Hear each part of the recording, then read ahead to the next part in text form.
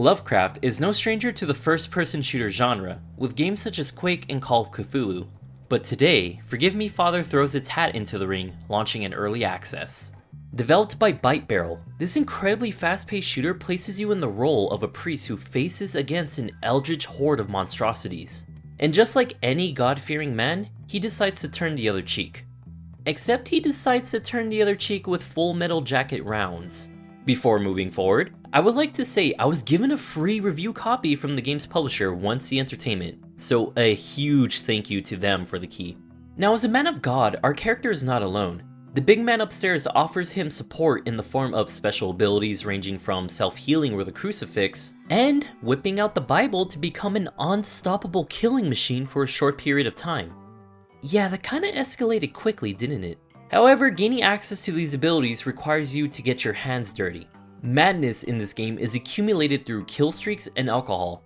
The more madness you have, the more passive buffs you get, such as damage increase and damage resistance. Madness has levels, and each level you earn will refill your holy powers, but madness does fade away over time, and if you're not constantly in the fight, you can lose your buffs. The enemies you face come in a large variety.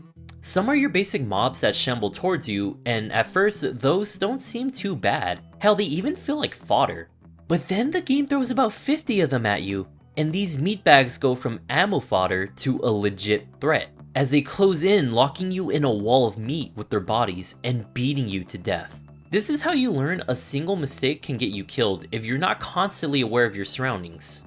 I gotta say, the enemy designs themselves are incredibly fun and even have some dynamic elements to them. One zombie enemy carries around a head, and if you land a headshot, they just place their second head on their shoulders and keep going. Another enemy has what seems to be a vial, and when hit, it spills chemicals on them, changing their appearance to something more out of this world. Some of the enemies even get palette changes depending on the theme of the level, where some of them wore this sickly military green garb in some levels, and when entering a hospital level, it changes to a white material instead. It's the little details that make these common enemies feel more fresh and engaging, even after spending multiple levels with them. Since we're on the topic of design, let's talk about the obvious elephant in the room, and that is the art style. The game uses this incredibly unique graphic style that is very reminiscent of those old school pulp comics. And what that gives us is a total visual treat of a game. There is a clash of 2D and 3D models in the game, and that contrast between them creates some totally fantastic looking environments. Pair that up with some great use of lighting and particle effects, and there will be times where you can't help but stop and stare at the very impressive scenes the game lays before you. Another thing to appreciate besides the graphics is the level design. The game has sections that follow a certain theme, but as of right now, none of the levels feel like a copy of each other, and offer something unique each time.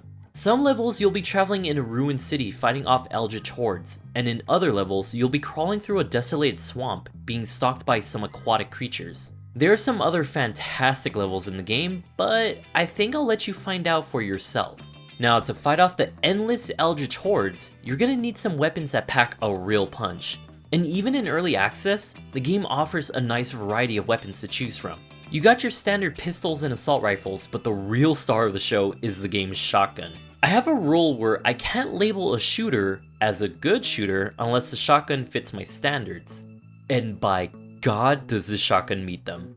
Shotguns are usually supposed to be the weapon you pull out when you want to make an enemy disappear. But in this game, it's what you pull out when you want to introduce otherworldly beings to the concept of war crimes. If an enemy gets too close, the shotgun will turn them into a gore explosion before disappearing completely from this plane of existence. And if you angle it just right, you can make entire rooms of enemies disappear in a single shot. It's basically everything a shotgun should be in an FPS. But Forgive Me Father takes it a step further with its weapons by adding a skill tree to the game. Now, normally skill trees would give you access to something like reduced shotgun spread or faster reloading, but in this game, it gives you access to branching paths that will completely change your gun. Why have a double barrel shotgun when you can have an eldritch infested parasite inhabiting your shotgun that causes the shells to ricochet off of walls? And even the reloading animation and sound effects change. If you want something more traditional, you could stay with the regular double barrel shotgun, but upgraded to have better damage at the cost of losing its ricochet aspect that the other path offers. Once you select a weapon path, there's no way to go back, or at least no way in early access. Meaning two things. One being this choice actually has some weight because these weapons genuinely change your playstyle. Look at the pistols for example. One path turns the pistols into the Mauser model, giving you an increase in fire rate while remaining just as accurate, but at the cost of damage reduction. Although if you go for the other path, you get 2 revolvers, and in exchange for having better firepower, you lose accuracy. So the second thing to consider is this actually adds more content to make the game replayable. Once you're done with one playthrough, you can start a new one and choose all the weapon paths you didn't pick the first time around. Now, if you see my other reviews, you notice I have a really weird streak of reviewing games with pretty lackluster boss fights. If there's one thing I appreciate, it's a good boss fight. And I'm pretty damn happy to say the first 2 bosses Forgive Me Father offers shows a very promising future. A boss should be more than just a regular enemy with default attacks and a bigger health pool.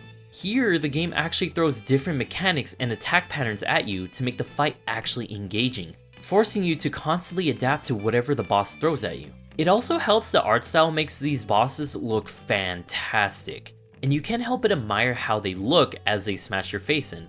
If the game keeps up this quality for their bosses, I'll definitely keep coming back for more cause, look man, I'm just a slut for good boss fights, okay?